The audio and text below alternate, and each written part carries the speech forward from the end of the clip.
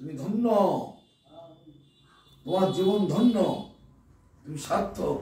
তোমার মতো পুত্রই আমরা দীর্ঘদিন থেকে আশা করে বসে আছি, কবে আমার বংশে একজন সুপুত্র আসবে, কবে আমাকে একটু ফুল জল দেবে, কবে একটু ধূপ দ্বীপ দেবে, কবে একটু ঠাকুরের মহাপ্রসাদ আমাকে দেবে। তাই এইভাবেতেই শুদ্ধ বৈষ্ণবীয় মতে পুজো করো, ঘর বাড়ি করো, বিয়ে করো, শ্রাদ্ধ করো, অন্নপ্রাশন করো, গৃহপ্রবেশ করো, যে পূর্ণ কার্যই করো না কেন, এই বৈষ্ণবীয় মতে করাই হচ্ছে আমাদের একমাত্র বাঞ্ছনীয়, একমাত্র উপকার। সেই জন্য আমাদেরকে এই পথে আসা অত্যন্ত ভাগ্যের ব্যাপার, বহু ভাগ্যের ভাগ্য তোমার ভালো। তাই আজ তোমার দুটো ভাই, তোমার 3 ভাই এই ভক্তির লাইনে এসে গেছে।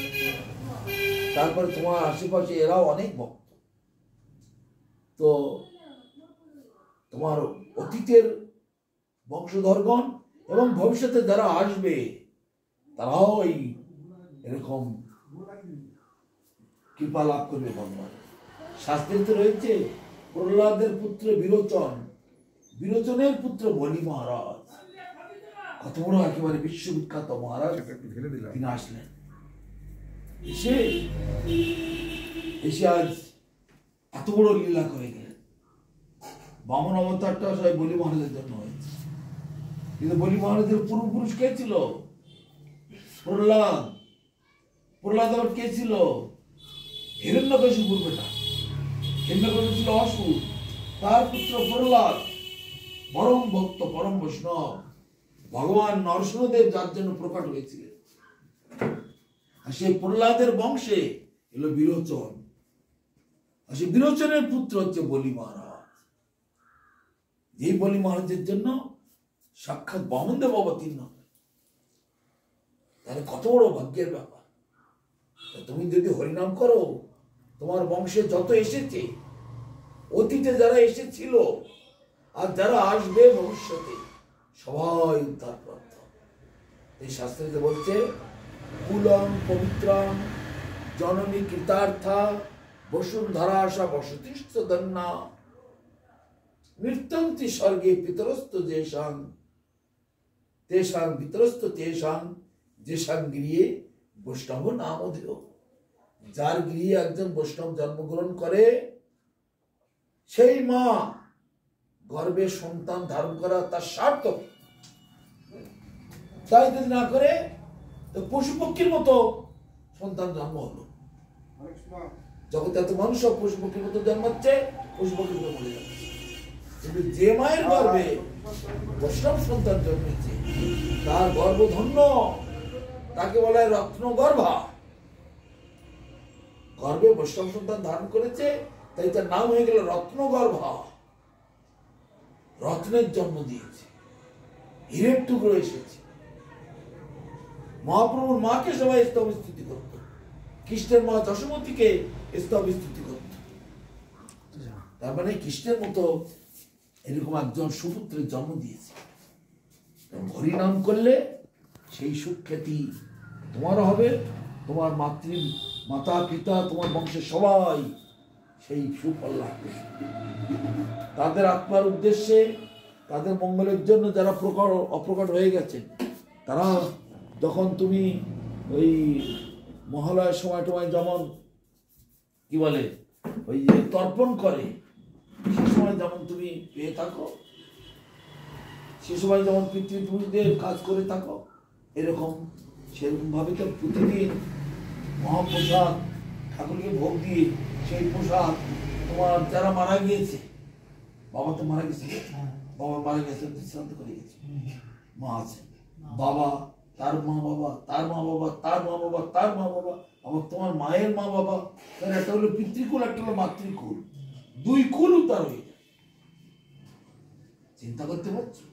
পিতৃকুল প্লাস মাতৃকুল, 2 কুল উদ্ধার হয়ে যায় তোমার প্রভাবে। তুমি যদি একাধিকভাবে হরিনাম করো, নিজের সব হরিনাম করছে, এদের প্রতি এদের অতীত এবং ভবিষ্যতে মাতৃকুল পিতৃকুল 2 কুল উদ্ধার হয়ে যায়।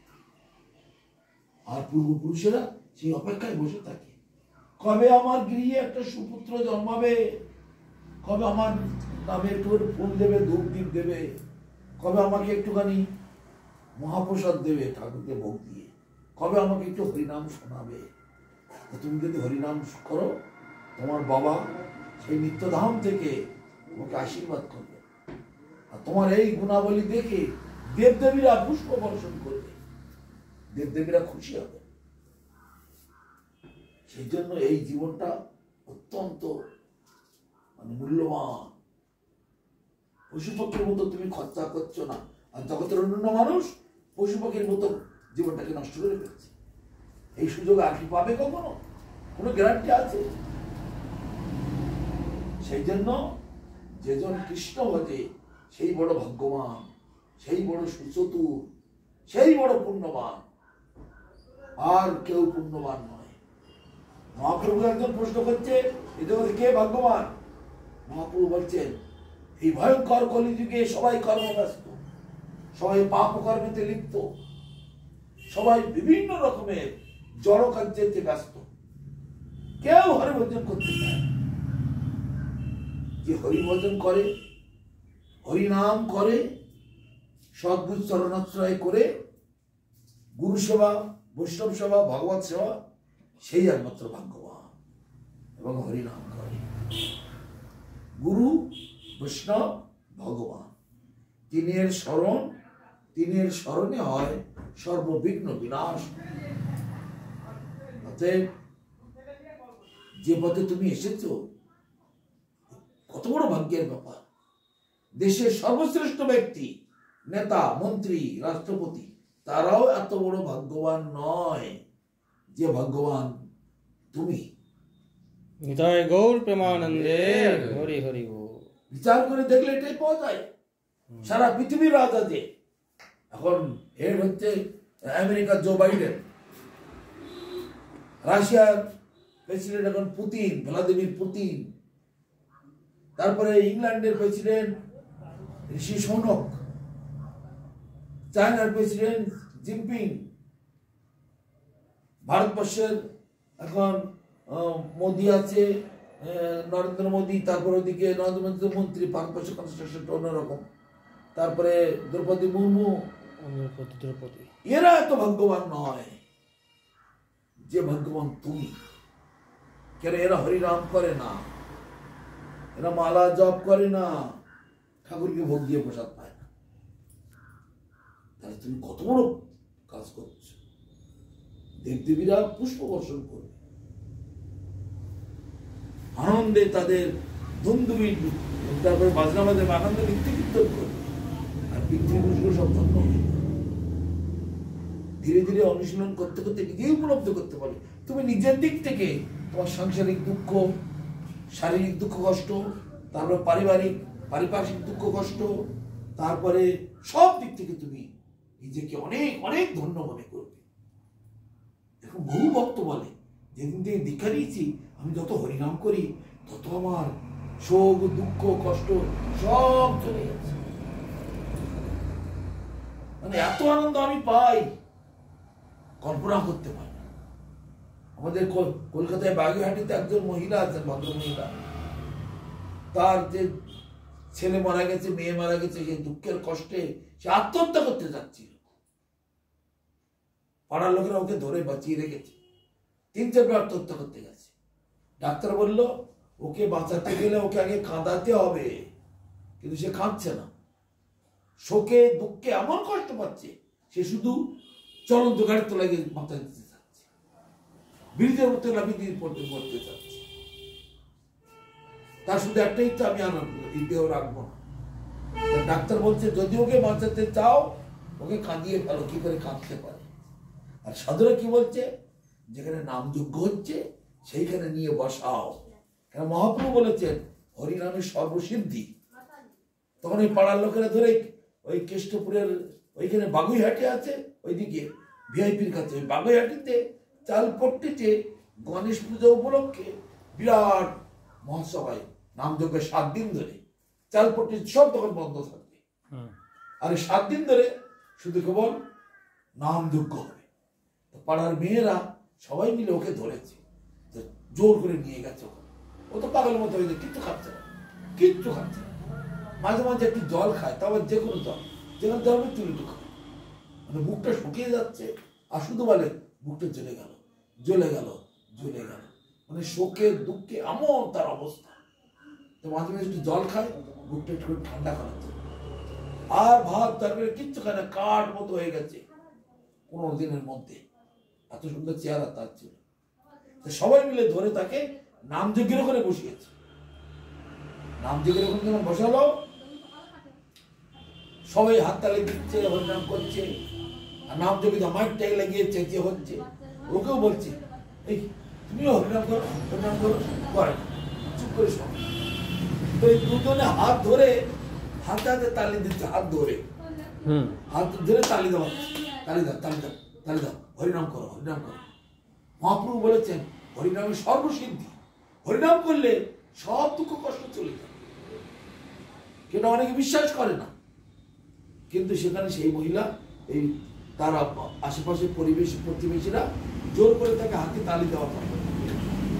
আরে ওদের সঙ্গে সঙ্গে হরিনাম করো, বলো হরে কৃষ্ণ বলতে বলছে, অল্প স্বল্প বলছে, আরে কানে তো শুনতে পাচ্ছে। তারপর করতে করতে করতে করতে এই কোন রকমে কোনো 8 ঘন্টা খানিক হলো। 8 ঘন্টা খানিক হরিনাম করার পরে হঠাৎ লাফিয়ে উঠেছে। লাফিয়ে বলছে না না না, লাফিয়ে বলছে বেঁচে গেলাম, বেঁচে গেলাম, বেঁচে গেলাম, বেঁচে গেলাম। কি হয়েছে, কি বেঁচে গেলে? আগুনটা যেন আগুন জ্বলছিল, আগুনটা নেমে গেছে, আগুনের গোলাটা নেমে গেছে, বুকটা আমার জুড়িয়ে গেল, জুড়িয়ে গেল। আহা আহ, মানে জীবন হাফ ছেড়ে বাঁচলো। জান এখানে একটা আগুনের গোলা যেন আটকে ছিল বুকে। তার মানে শোক দুঃখ এত বড় হরিনামের ফলেতে ওই আগুনের গোলাটা নেমে গেছে। যেই নেমে গেছে, বুকটা হালকা হয়ে গেছে, লাফিয়ে উঠেছে, আনন্দ করছে, হরে কৃষ্ণ হরে কৃষ্ণ হরে কৃষ্ণ বলছে। আর কেউ বলছে বেঁচে গেলাম, বেঁচে গেলাম, মানে বুকটা ঠান্ডা হয়ে গেল। আগুনের গোলাটা নেমে গেল। তাহলে হরিনামের কত বড় গুণ! সেই দিন মহাপ্রভু এক কথায় বলে দিলেন, হরিনামের সর্বসিদ্ধি। লোকে মনে করে গল্প কথা, গল্প নয়, বাস্তব কথা। সেই মহিলা আমার সঙ্গে বৃন্দাবনে বেড়াতে যেত, আগে বৃন্দাবনে যেত, তারপরে হরিদ্বারটা যেত। মাঝখানে পড়ে যখন সন্তান মারা গেল, স্বামী মরে গেল, বিরাট মৃত্যু আছে, তারপরেও আবার আমার সঙ্গে মাতাজিরা দুঃখ করছিল, বলছে আমার বাড়ির পরিস্থিতি ভালো না, আমাকে বাড়ি নিয়ে যেতে পারলাম না। সেই জন্য পরক্ষণে আবার আমার সঙ্গে বৃন্দাবন, হরিদ্বার, গোবর্ধন, কুরুক্ষেত্র, সব জায়গায় ঋষিকেশ সব ঘুরে ঘুরে আসে। পুরীতেও যেত আমার সঙ্গে। আমি তো অনেকবার ট্যুর করেছি, ওদের সঙ্গে আমার সঙ্গে সঙ্গে সব যেত। তখন ওনার কাছ থেকে শোনা গল্প, গুরু মহারাজের সঙ্গে যাচ্ছি। হ্যাঁ, কত বড় হরিনামের ফল! মানুষ যদি এইটুকু না বোঝে, তাহলে আর কিছু করার নেই। ভাইকে তুলতে বলো। প্রভু কি জয়, জয় সুশান্ত কৃষ্ণ প্রভু কি জয়, জয় সুশান্ত কৃষ্ণ প্রভু কি জয়, সুশান্ত কৃষ্ণ প্রভু কি জয়, জয় হোক কল্যাণ। তুমি মনোযোগ দিয়ে যে মালা দিচ্ছি, তোমাকে নিয়ে আমি আমার গুরুমারদের চরণে আমি সেখানেই নিবেদন করে দেবো। তোমাকে আমি স্বীকার করে আমার গুরুমারদের চরণে অর্পণ করে দিলাম। আর আমার গুরু মহারাজ তোমাকে তার গুরু মহারাজের চরণে, তার গুরু মহারাজ তোমাকে আবার তার গুরু মহারাজের চরণে। এইভাবে তুমি সরাসরি রাধারানীর কাছে পৌঁছে যাবে, রাধারানী তোমাকে গোবিন্দের কাছে পৌঁছে দেবে। বলো কৃষ্ণ চৈতন্য প্রভু নিত্যানন্দ শ্রী অদ্বৈত গদাধর শ্রীবাসাদি গৌর ভক্ত।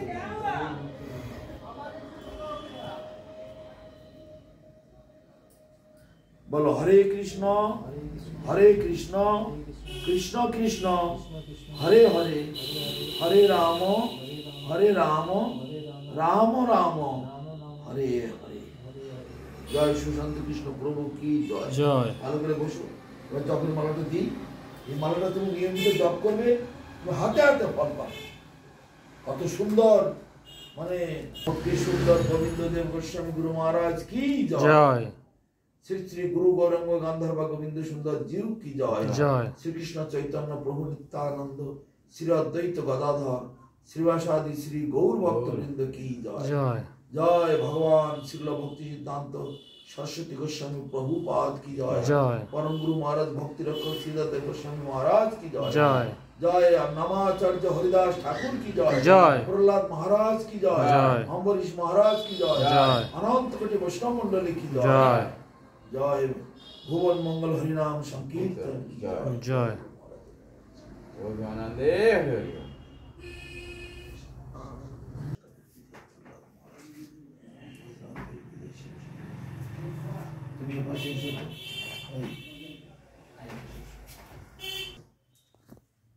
बोलो श्री कृष्ण चैतन्य प्रभु नित्यानंद श्री अद्वैत गदाधर श्रीवासादि गौर भक्तबृंद এই হচ্ছে পঞ্চতত্ত্বের নাম। এইখানটা ধরবে, এটি তো সুমেরু, এইখানটা ধরে পঞ্চতত্ত্বের নাম আগে জপ করে নেবে, নিয়ে কীর্তন করবে, কীর্তন করে তাদের কাছে আশীর্বাদ চেয়ে নেবে। হে পঞ্চতত্ত্বগণ, তোমরা যে জীব উদ্ধারকারী মহামন্ত্র জগতে নিয়ে এসেছ, সেই মহামন্ত্র আমি লাভ করেছি তোমাদের নিজজন, তোমাদের পার্ষদ, তোমাদের পাঠানো দূত, তোমাদেরই প্রতিনিধি, সেই সদ্গুরু চরণাশ্রয় করে আমি লাভ করেছি। তোমরা আমাকে বল দাও, শক্তি দাও, আশীর্বাদ দাও, আমি যেন এই মন্ত্র জপ করতে। তখন দেখো এদিকটা ছোট, এদিকে বড়, ধরবে ঠিক এইভাবে, এই আঙুলটা বাইরে থাকবে, আর এই বড় মালার থেকে আগে জপ করবে। একটা করে মালা ধরবে, ধরে বলবে হরে কৃষ্ণ, বলুন বলুন, হরে কৃষ্ণ কৃষ্ণ কৃষ্ণ হরে হরে হরে রাম হরে রাম রাম রাম হরে হরে। তারপর আবার একটা হরে কৃষ্ণ কৃষ্ণ কৃষ্ণ হরে হরে হরে রাম রাম রাম হরে হরে। তারপর একটা, তারপর এইরকম করতে করতে বড় থেকে জপ করতে করতে করতে করতে করতে করতে যে ছোট থেকে আসবে, ডিঙিয়ে যাবে না, শুনিয়ে দেবে, ঘুরিয়ে নেবে, আবার ছোট থেকে জপ করতে করতে একটা একটা করে 108 আছে টোটাল। আবার বড় আসবে, আবার ঘুরিয়ে নেবে, ডিঙিয়ে যাওয়া যাবে না। কেন? সুমেরু হচ্ছে রাধাকৃষ্ণের স্বরূপ, আর এই হচ্ছে অষ্টসখী স্বরূপেরা। তা রাধাকৃষ্ণকে ঘুরে অষ্টসখী কীর্তন করছে, নৃত্য করছে, আর তাদের পিছনে আছে 100টা, মানে 100 কোটি গোপী, আর তাদের পিছনে পিছনে আমরা আছি। সেই জন্য রাধাকৃষ্ণকে ক্রস করে যাওয়া যাবে। এই বড় থেকে জপ করতে করতে ছোট, আর ঘুরিয়ে নেবো, আবার ছোট থেকে বড়, ঠিক এইভাবে জপ করতে করতে করতে করতে যে এখানে আসলাম, এই ঘুরিয়ে নিলাম, এই আবার জপ করতে করতে করতে যে এখানে আসলাম, আবার ঘুরিয়ে নিলাম। এইভাবে সারা দিনেতে 16 বার করলে খুব ভালো হয়। 16টা এমন বেশি টাইম লাগবে না। যদি খুব কাজের চাপ থাকে 4 বার করবে, তাই উপরে যত করতে পারবে, 16 বার, 20 বার, 30 বার, 40 বার, আমরা তো 50 বার, 60 বার, 70 বার, যত বার হয় তত। নাম যত জপবে ততই লাভ। এই মন্ত্র প্রথমে কৃষ্ণ দিয়েছিলেন ব্রহ্মাকে, ব্রহ্মা দিয়েছিলেন নারদকে, নারদ ব্যাসদেবকে, ব্যাসদেব মধ্যাচার্য, জয়তীর্থ, শ্রীহরি, পদ্মনাভ, লক্ষ্মীপতি, তারপরে ঈশ্বরপুরী, মাধবেন্দ্রপুরী, ঈশ্বরপুরী করতে করতে করতে করতে ষড়গোস্বামী হতে হতে আমাদের গুরুবর্গের কাছে আসে। আমাদের গুরুবর্গের কাছ থেকে আমার গুরু মহারাজের কাছে আসে জগৎগুরু ভক্তি সুন্দর গোবিন্দদেব গোস্বামী মহারাজ। তিনি আমাকে আদেশ দিলেন, যারা চাইবে তাদেরকে তুমি দেবে। তুমি চাইছো এবং তুমি ভক্তিমান, সেই জন্য তুমি এর অধিকারী। ভক্তিমান জন হয় নাম জপের অধিকারী। তাই তোমরা কটা ভাই, সবাই ভক্ত, সকলের সুন্দর এই ভক্তিসুলভ ব্যবহার, তোমাদের কল্যাণ হোক, মঙ্গল হোক, উল্টা দাও, তোমাদের জীবন ধন্য হোক। 4-5টা ফুল দাও পায়ে পায়ে।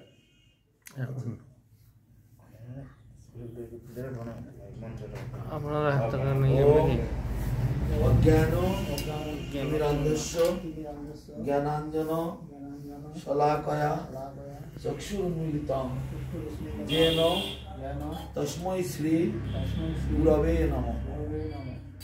এষ एष সচন্দন পুষ্পং सचनानंद पुष्प ঐং ओहि শ্রী श्री গুরবে নমঃ। गुरवे नमः এষ एष সচন্দন পুষ্পং सचनानंद पुष्प ঐং ओहि শ্রী श्री গুরবে নমঃ। गुरवे नमः দিয়ে দেবেন। বড় করে চলুন গড়গড়ি উপরে আগে ফুল আগে দাও। আগে ফুলটা দাও ব্যাস এই থালাটা দাও, থালাটা ধরা আবার বসো। বসে থালাটা ধরো। ইজং एजं ইদং इदं ফলজল अमजन মিষ্টান্ন দ্রব্যং मिष्टान्नद्रव्य তুলে দাও। মিষ্টান্ন মিষ্টান্ন দিতে হবে। ইদং इदं ফলজল फलजल মিষ্টান্ন দ্রব্যং मिष्टान्नद्रव्यं তণ্ডুলং तण्डुलं বস্ত্রং वस्त्रं পুষ্পং पुष्पं দক্ষিণাকাঞ্চনং दक्षिणं काञ्चनं দক্ষিণাকাঞ্চনং दक्षिणं काञ्चनं সর্বং सर्वं ঐং ऐं শ্রী श्री গুরবে নমঃ। गुरवे नमः ইদং इदं ফলজল फलजल মিষ্টান্ন দ্রব্যং मिष्टान्नद्रव्यं তণ্ডুলং तण्डुलं বস্ত্রং वस्त्रं পুষ্পং पुष्पं দক্ষিণাকাঞ্চনং दक्षिणं काञ्चनं সর্বং सर्वं ঐং ऐं শ্রী श्री গুরবে নমঃ। गुरवे नमः ইদং इदं ফলজল फलजल মিষ্টান্ন দ্রব্যং मिष्टान्नद्रव्य তণ্ডুলং तण्डुलं বস্ত্রং वस्त्रं পুষ্পং पुष्पं দক্ষিণাকাঞ্চনং दक्षिणं काञ्चनं সর্বং सर्वं ঐং ऐं শ্রী श्री গুরবে নমঃ। गुरवे नमः এবার লম্বা হয়ে সাষ্টাঙ্গ দণ্ডবত করো। থালাটাকে কলার করো। ওইদিকে পা দিয়ে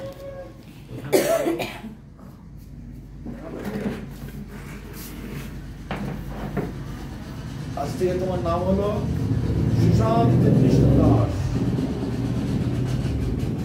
জয় সুশান্ত কৃষ্ণ দাস প্রভু কি জয়। জয় ঠিক আছে, তোমার আর কয়েকটা জিনিস আছে ভক্ত প্রভু আছে দিয়ে দেবেন।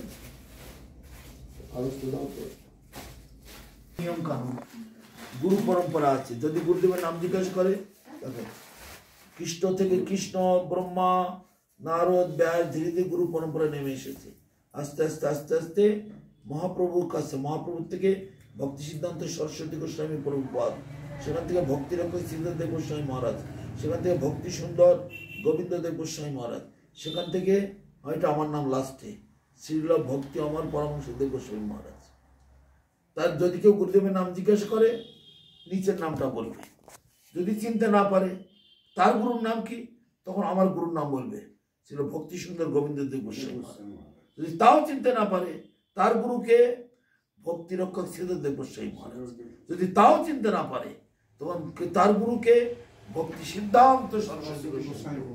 তখন আর চিনতে বাধ্য। হ্যাঁ তোমাকে চিনতে পারছি না, তোমার বাবার নাম বলো দেখি, তাও চিনতে পারছি না, তাহলে তোমার ঠাকুরদের নাম বলো দেখি, ও তার নাম তো শুনেছি, তাই না? হ্যাঁ